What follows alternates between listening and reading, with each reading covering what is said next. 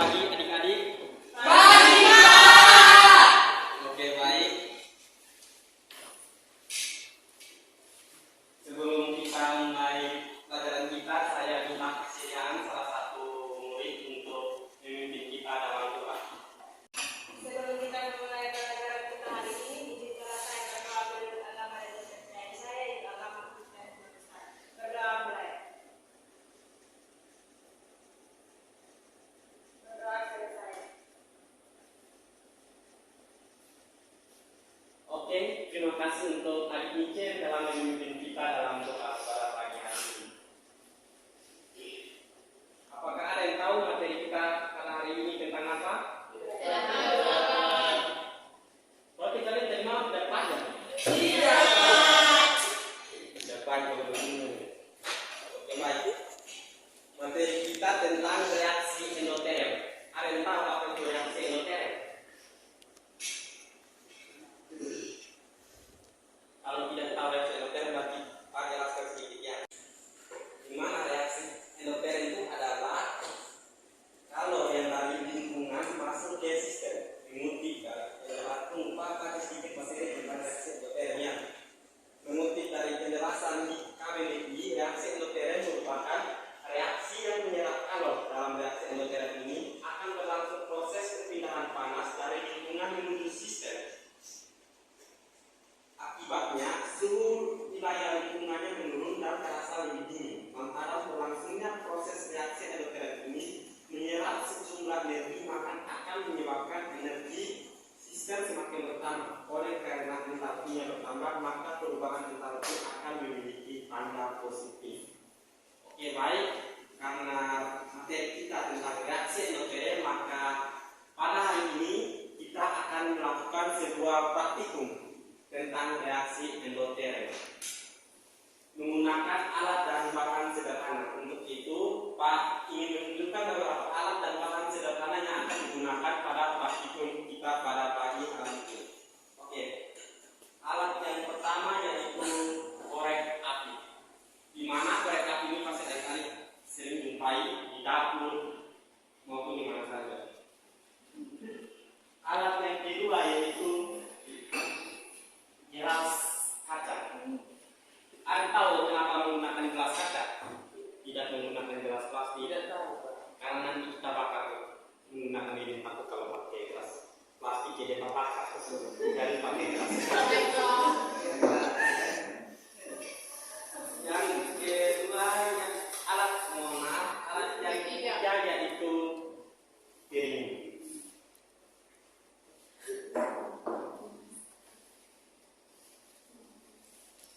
Oke, baik. Kita masuk ke bahannya. Untuk bahan yang pertama, minuman berwarna. Ada yang tahu kenapa kita menggunakan minuman berwarna bukan menggunakan air biasa? Malah jawaban itu ada yang tahu? Dia hanya sebagai penanda saja. Nanti kan kita melakukan proses reaksi endoterem itu kan dari air ini kan menyerap masuk ke dalam gelas. Tapi kalau pakai air biasa itu kita tidak bisa lihat. Apalagi kondisi kita yang berjauhan begini, kalau pakai air berwarna memungkinkan kita untuk lebih melihatnya dengan jelas. Untuk bahan yang kedua yaitu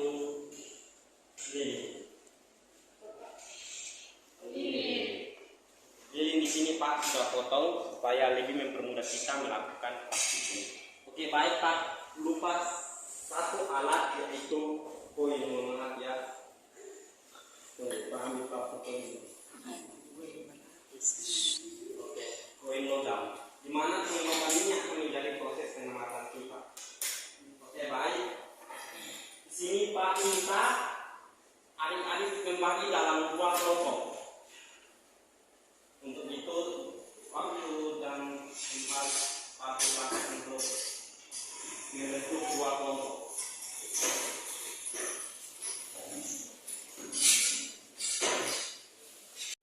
Oke, baik. Di mana di sini Pak akan membagikan LKPD masing-masing kelompok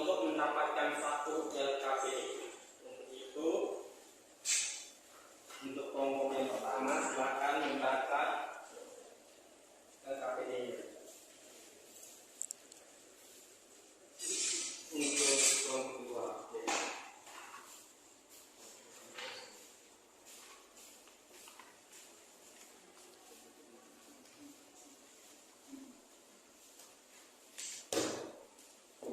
Adik-adik sudah bisa melihat bahwa dalam LKPD itu tentang percobaan reaksi endoteren.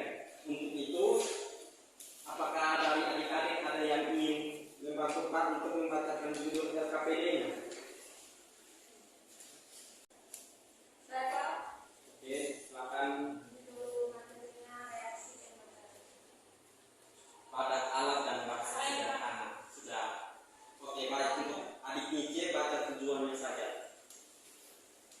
Di sini ada dua tujuan yang harus ditempuh, yaitu satu, untuk mengetahui adanya reaksi endoteren pada alat dan bahan sederhana. Yang kedua, mengangkat koin logam tanpa menyentuh air. Oke, baik. Di sini pada poin kedua ada cukup menarik di mana koinnya di sini nanti kita tutup dengan minuman berwarna sehingga koinnya tertutup semua. Jadi di sini sedikit ambigu karena apa? Tidak mungkin kalau kita mengangkat koin yang sudah tertutup air tetapi tidak menyentuh air. Nah, dengan adanya praktikum ini nanti kita akan mengangkat koin yang sudah tertutup air tanpa menyentuh air. Oke. Baik, untuk itu kami minta kesediaan salah satu murid untuk bantu Pak melakukan praktikum. Ada yang bersedia? Saya Pak. Oke, untuk adik Yani sudah ikan saya. Untuk adik Yani silakan maju ke depan untuk bantu Pak. Oke, baik. Untuk setiap kelompok pindahkan ke slide halaman berikutnya di bagian prosedur kerja.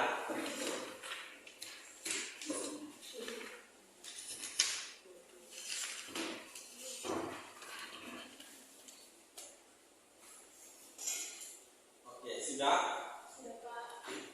Prosedur kerja kita yang pertama yaitu masukkan koin ke dalam piring. Untuk adik yang ini masukkan koinnya ke dalam piring. Iya. Untuk prosedur yang kedua, masukkan minuman berwarna ke dalam piring yang berisi koin hingga seluruh koin tertutup dengan minuman berwarna. Oke, baik.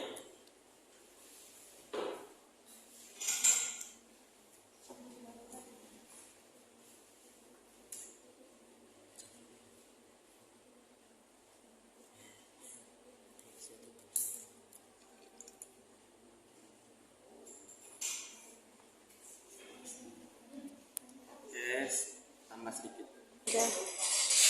Untuk prosedur kerja kita yang ketiga yaitu nyalakan lilin terlebih dahulu dengan korek api.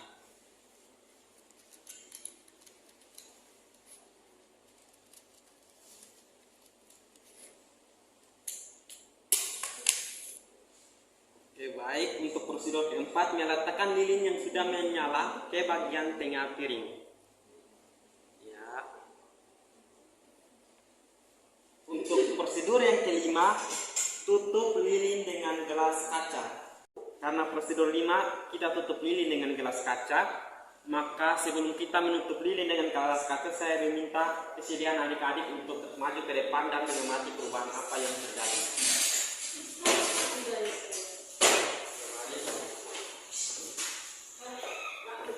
Tunggu dulu adiknya. Sudah, semua sudah? Sudah Pak. Belum Pak. Untuk itu pada prosedur kelima ini tutup lilin dengan gelas kaca. Oke, baik, di sini bisa kita amati perubahan yang terjadi di mana air yang berperan di sini, mohon maaf sebelumnya, air ini adalah lingkungan dan gelas ini dia berperan sebagai sistem di mana air semua terserap ke dalam sistem. Nanti Pak akan jelaskan kenapa bisa terjadi seperti itu. Untuk itu silakan masing-masing kelompok kembali ke pentas. Baik Pak. Oke, karena kita telah melakukan praktikumnya dapat berjalan dengan lancar. Di sini Pak ingin menjelaskan kenapa air di sini masuk ke dalam gelas. Untuk hasilnya silakan adik-adik pindah ke slide berikutnya, di mana hasil yang diperoleh saat kita lilin yang menyala dicukupi dengan gelas kaca, di mana lilin tersebut mati. Dan seluruh air masuk ke dalam gelas dan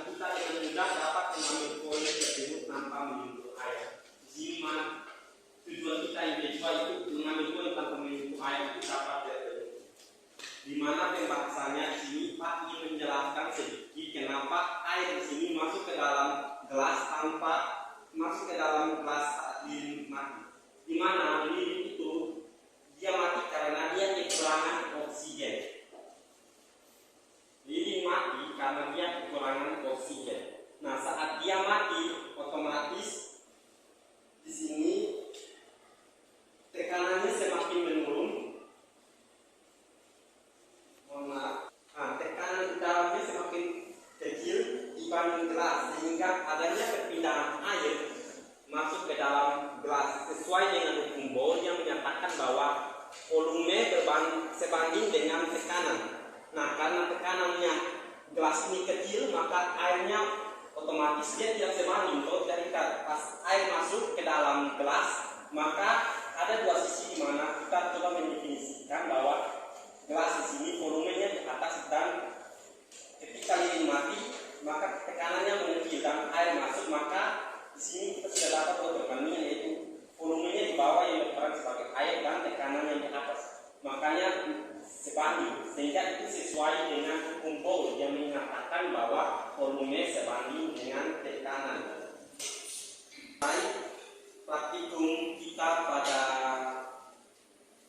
pagi hari ini dapat berjalan baik dan kita berikan tepuk tangan untuk kita semua.